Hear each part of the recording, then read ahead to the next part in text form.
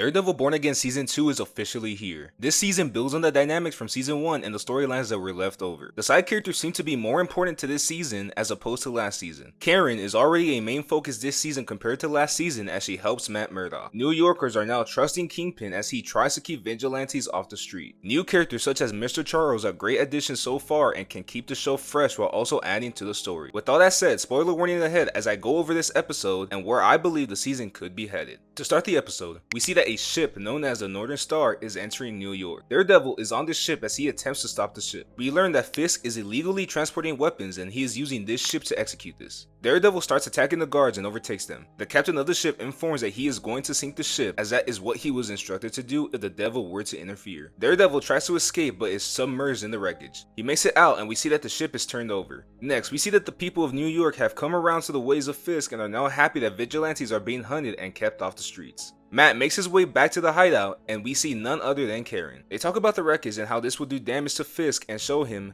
that they will not back down. We also learn that Matt and Karen are back together. We can also assume that some time has passed since the finale for season 1 as we see that Daredevil now has the black suit from the promo art. How much time is unknown. Fisk visits the wreckage and he talks with Buck, his right hand man, about who else knew about what was on the ship besides them, the captain and the first mate. We are then introduced to Mr. Charles, who is a new character this season played by Matthew Lillard. He receives a call about the wreckage but from who is unknown, but we may know who it is as we will see later. Karen discusses with Matt that she will meet with her sources. The Attorney General meets with Fisk about the methods that he is taking to keep New York safe. The Attorney General threatens to take oversight of all of Fisk's operations. Mr. Charles then bursts into the room. The Attorney General then receives a call from none other than Mrs. DeFontaine, also known as Val, best known from the Thunderbolts. The Attorney General now takes Fisk's side after the call. It is unknown what was said on the call. This confirms that Mr. Charles is in contact and working with Val. This also poses a question as to whether or not Fisk is in contact with Val and if he knows about the new Avengers. We see that Karen picks up a folder from one of her contacts. Next, we see that Heather is performing a psychological evaluation on Jack, who is also known as the Swordsman, making his return from season 1. She intimidates him and forces him to answer some questions, threatening that no one can do anything about his situation and she can make it worse. We see that Heather has visions of Muse as a result of PTSD after she was attacked by him in season 1. Heather also seems to be taking a darker path that was hinted at by the series creators as she now works with Fisk. We then see Cherry and Kirsten as she asks if there is any word on Matt. He assures her that he will be fine. It is known that she does not know that Matt is Daredevil, only Cherry does. The convo is then interrupted by a new character, Hawkberg. He speaks with Kirsten as he convinces her to join his team and she stays firm. Cherry meets up with Matt and discusses their next moves to expose Fisk. They speak about getting more information about the weapons on the ship in an attempt to expose Fisk. They speak about the captain and the first mate, and Matt asks Cherry to find out more information. We see the anti-vigilante task force arrive and force their way into a small restaurant looking for a captain. The owner tries to stall them and lie, but they find him and take him away. Next, we get a video showcasing that someone else is out to expose Fisk as they make an anti-propaganda video on Fisk in an attempt to expose his secrets. It is unknown who this person is, but BB Urich is a person of interest at the moment, as we will see later in the episode. BB then attends a party hosted by Daniel at his apartment. She warns him to be careful and makes sure that nothing happens to him while he is working with Fisk. It is after this scene that we get a glimpse of Avengers Tower, which we all know is owned now by Val and houses the new Avengers. Next, Matt goes to visit Ariana, who is the owner of the restaurant, to find out more about Kelio and Kristoff, who is the captain and the mates. We learn that she helps people escape from the city and that she was helping them as well. We see that the task force is interrogating Kelio. Powell asks Kelio where Kristoff is, but Kelio doesn't know. Buck comes in and takes over. He fakes out Kelio, making him believe that he will live, but kills him as they do not want any loose ends. The Fisk and Mr. Charles have a meeting. Mr. Charles talks about the port and how it is going wrong. Mr. Charles offers his services and explains how he can arrange an expandable crew to move all the imports and have nothing be traced back to them. Vanessa also mentions if Charles is even his real name, which may come back later in a reveal down the line. They all agree to work together. BB then meets up with Karen as she is revealed to be working with Karen, feeding her information on Fisk that she gets from Daniel. Karen warns BB about the dangers of their work. They speak about Ben Urich, who last appeared in the Netflix series and was murdered by Fisk. Karen feels guilt as she feels that Ben died for her. She does not want BB to suffer the same fate as Ben. In the next scene, we see that Heather gets a call from Hawkberg about Jack Duquesne, but he wants to convince the jury that Jack is a sociopath. Heather then sees Muse again and loses focus. She then changes the answers from the test she gave Duquesne to convey that he is a sociopath, which also furthers the dark path that she is taking. We get a flashback to the evaluation. Heather asks Jack, "Evil spirits possess me at times, true or false?" Jack is startled but answers false. Heather changes the answer to true. This can also signify that she is being possessed by evil spirits or thoughts in her mind that may take her down a darker path. We then see Karen and Matt training in combat, and they talk about what they learned from their contacts on their journeys. They talk about the old days, being lawyers, and how they sometimes miss that part of their lives. We then see Christophe go to Ariana in an attempt to get help. To end the episode, the task force goes to Cherry's apartment.